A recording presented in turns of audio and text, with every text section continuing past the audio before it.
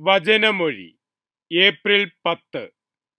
വചനഭാഗം 2 പത്രോസ് 2:11-17, ലൂക്കായുടെ സുവിശേഷം 3:8-11. വിശുദ്ധ ലൂക്ക അറിയിച്ച നമ്മുടെ കർത്താവ് ഈശോ മിശിഹായുടെ പരിശുദ്ധ സുവിശേഷം. മാനസാന്തരത്തിന് യോജിച്ച ഫലങ്ങൾ പുറപ്പെടുവിക്കുവിൻ. ഞങ്ങൾക്ക് പിതാവായി അബ്രാഹമുണ്ട് എന്ന് ഉള്ളിൽ പറയാൻ നിങ്ങൾ തുനിയരുത്. കാരണം ഈ കല്ലുകളിൽ നിന്ന് അബ്രാഹത്തിന് മക്കളെ പുറപ്പെടുവിക്കുവാൻ ദൈവത്തിന് കഴിയുമെന്ന് ഞാൻ നിങ്ങളോട് പറയുന്നു. വൃക്ഷങ്ങളുടെ കടയ്ക്കൽ കോടാലി വയ്ക്കപ്പെട്ട് കഴിഞ്ഞു. നല്ല ഫലം നൽകാത്ത വൃക്ഷങ്ങളെല്ലാം വെട്ടി തീയിൽ എറിയപ്പെടും. ജനക്കൂട്ടം അവനോട് ചോദിച്ചു, അതുകൊണ്ട് ഞങ്ങൾ എന്താണ് ചെയ്യേണ്ടത്? അവൻ പറഞ്ഞു, 2 ഉടുപ്പുള്ളവൻ ഒന്നുമില്ലാത്തവനുമായി പങ്കുവയ്ക്കട്ടെ, ഭക്ഷണമുള്ളവനും ഇതുപോലെ ചെയ്യട്ടെ.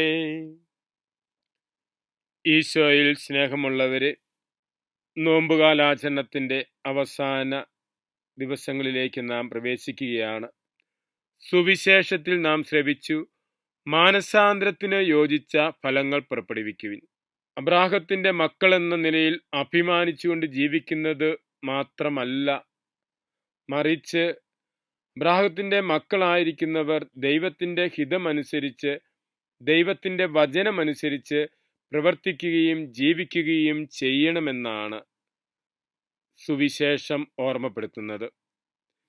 കാരണം ദൈവത്തിന്റെ വിധിക്ക് മുൻപിൽ എല്ലാവരും എത്തിച്ചേരും. ദൈവം വിധിക്കുന്നത് ഓരോരുത്തരെയും അവനവന്റെ പ്രവൃത്തികൾക്കനുസരിച്ചായിരിക്കും. കാരണം ഓരോ മനുഷ്യനും തങ്ങളുടെ സ്വാതന്ത്ര്യം ഉപയോഗിച്ച് പ്രവർത്തിക്കുന്നു. തങ്ങളുടെ സ്വാതന്ത്ര്യം ഉപയോഗിച്ച് ഓരോ മനുഷ്യനും പ്രവർത്തിക്കുന്ന തങ്ങളുടെ പ്രവൃത്തികൾക്കനുസരിച്ച് പ്രതിഫലം നൽകുന്ന ദൈവത്തെയാണ് തിരുവചനം ഓർമ്മപ്പെടുത്തുന്നത്.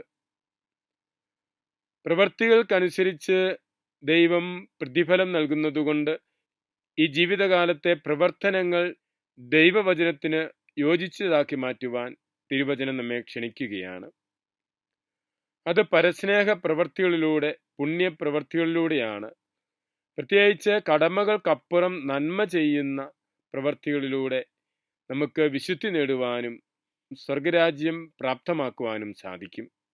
2 ഉടുപ്പുള്ളവൻ ഒന്നുമില്ലാത്തവനുമായി പങ്കുവയ്ക്കട്ടെ, ഭക്ഷണവും ഉള്ളവൻ ഇല്ലാത്തവനുമായി പങ്കുവയ്ക്കട്ടെ എന്ന് പറയുമ്പോൾ അടിസ്ഥാനപരമായ ആവശ്യങ്ങൾ ഇല്ലാതെ കഴിയുന്ന ആളുകൾക്ക് തങ്ങളുടെ സമൃദ്ധിയിൽ നിന്ന് അല്ലെങ്കിൽ തങ്ങൾക്കുള്ളതിൽ നിന്ന് പങ്കുവെച്ചുകൊണ്ട്, ഇല്ലാത്തവനുമായി തങ്ങൾക്കുള്ളതിൽ നിന്ന് പങ്കുവെച്ചുകൊണ്ട് ദൈവവചനത്തെ ജീവിതത്തിലൂടെ യാഥാർത്ഥ്യമാക്കുവാൻ തിരുവചനം നമ്മെ ഈ നോമ്പുകാലം വചനം നമ്മുടെ ജീവിതത്തിലേക്ക് കൊണ്ടുവരുവാനും വചനാനുസൃതമായി ജീവിക്കുവാനുള്ള കൃപ നമുക്ക് പ്രാർത്ഥിക്കാം. മിശിഹ നമ്മെ അനുഗ്രഹിക്കട്ടെ. ആമേൻ.